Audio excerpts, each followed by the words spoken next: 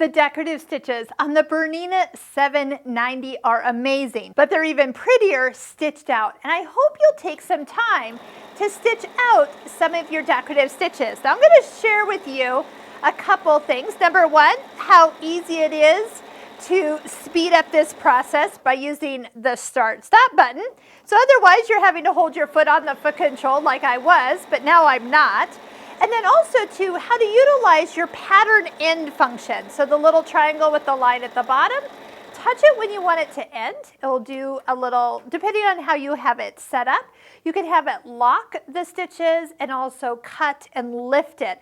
But it does it at the end of the pattern, so you don't have like a half of a pattern kind of left over, like if you're stitching these little hearts. So how about we take a quick peek in the settings and see what we have set up. So if you go into the straight and zigzag and then touch the hand where it's touching a picture, there's the symbol we're using right here. So we want it to lock and then cut and then lift the foot. So that is actually what it's doing right now. Next, if you utilize the edge of your presser foot next to the edge of the decorative stitch, that is an easy way to kind of keep the rows kind of going together. Remember, touch the start-stop button.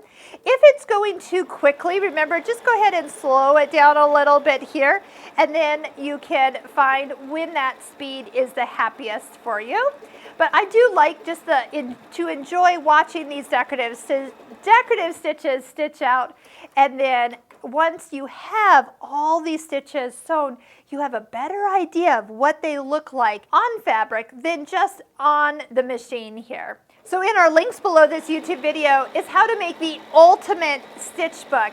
And if you love sewing out all your decorative stitches, you definitely want to check out our Bernina Stitching Cosmos online course, where you can explore even more uses with all of these decorative stitches, plus decorative threads, using Bernina accessories, and all the different things that this machine can do. Trust me, it is unlimited once you get started.